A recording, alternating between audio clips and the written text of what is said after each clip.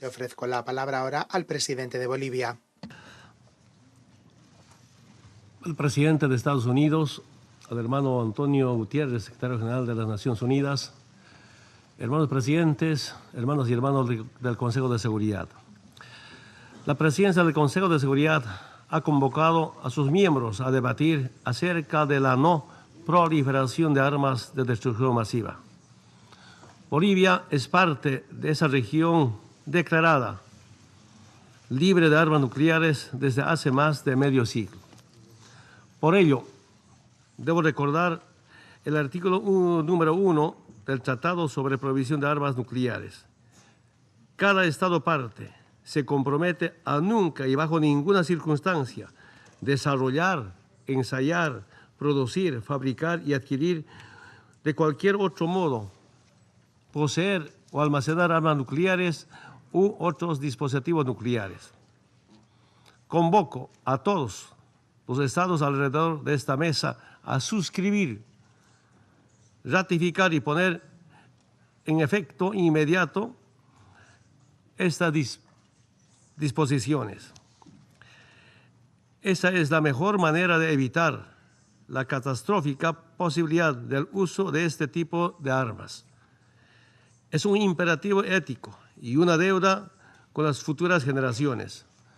Hermanas y hermanos del mundo, los Estados miembros del Sistema de Naciones Unidas estamos obligados a cumplir con los postulados esenciales de la Carta de 1945, sobre todo el de resolver las controversias internacionales mediante el uso de mecanismos de solución pacífica. En ninguno de estos cabe el uso de armas de ningún tipo. Al contrario, es la negociación, la diplomacia, el diálogo y el arreglo judicial los que deben orientar la actuación de los países. Bolivia está convencido de que solamente a través de estos medios lograremos sociedades más justas y con responsabilidades compartidas. Tenemos que ser capaces y dejar en el pasado el primitivo uso de las armas entre los pueblos. Debo destacar como ejemplo la contribución de la Corte Internacional de Justicia, principal órgano jurisdiccional del Sistema de Naciones Unidas, en la efectiva resolución de disputas entre estados en diversas latitudes y por diferentes situaciones. Hermanas y hermanos, estamos convencidos de que es imprescindible debatir no solo sobre los efectos, sino sobre todo acerca de las causas estructurales de los conflictos bélicos, sobre las verdaderas motivaciones de los quebrantamientos de la paz, la seguridad y la justicia internacionales. Tomemos como ejemplo Irán, país al que se ha hecho referencia en la mañana de hoy. En 1953, Estados Unidos financió, organizó y ejecutó un golpe de Estado en contra de un gobierno democráticamente electo, que en ejercicio de su soberanía nacionalizó su petróleo de manos de una empresa anglo-estadounidense. Después, por varias décadas, apoyaron un gobierno autoritario que permitía que las ganancias del petróleo beneficien a empresas transnacionales. Esa situación se vivió hasta la Revolución de 1979. Ahora que Irán ha retomado el control de sus recursos, es nuevamente víctima de asedio estadounidense.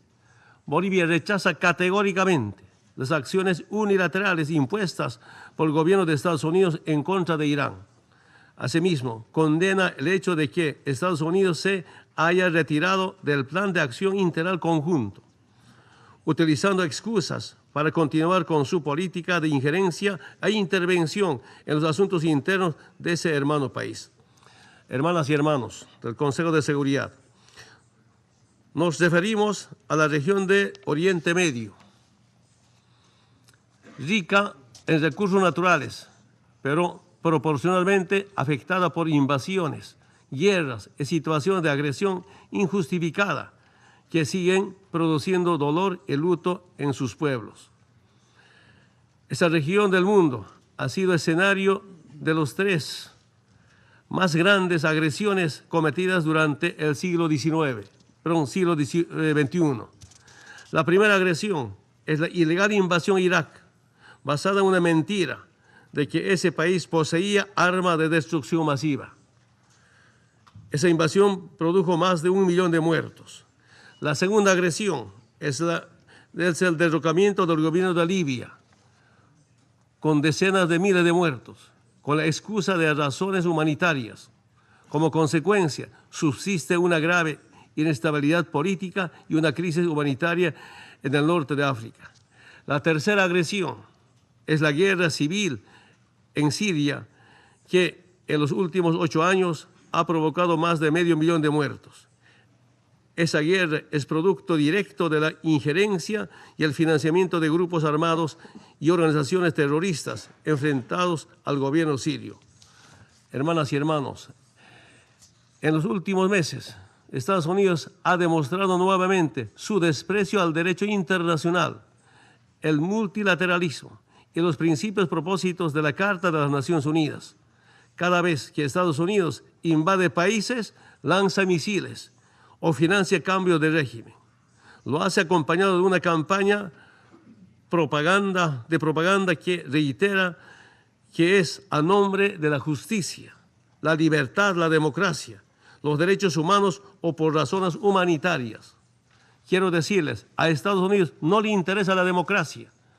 Si así fuera, no habrían financiado golpes de Estado y apoyado a dictadores.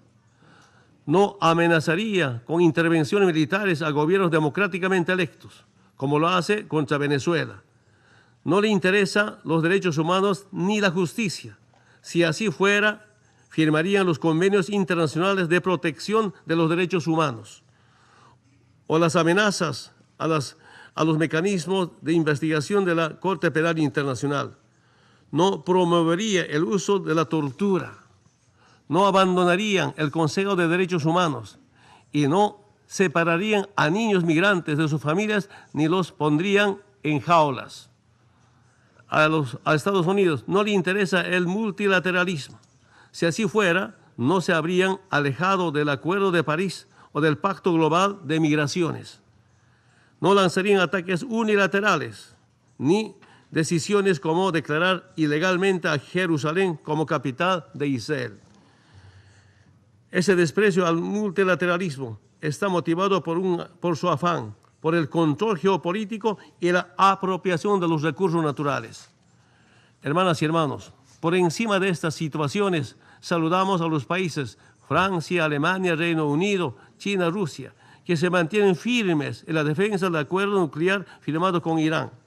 A los países que no abandonaron el Acuerdo de París, a los países que defienden los principios de igualdad soberana de los estados, de no injerencia en asuntos internos, de respeto al derecho internacional y de respeto a los compromisos asumidos y de defensa del multilateralismo. La responsabilidad de nuestra generación es entregar un mundo más justo y más seguro a las siguientes generaciones. Eso solamente se conseguirá si es que trabajamos juntos para consolidar un mundo multipolar, con reglas comunes, para respetar y defendiendo todas sus amenazas a las Naciones Unidas. Muchas gracias. Thank you, Mr. President. Muchas gracias, señor presidente.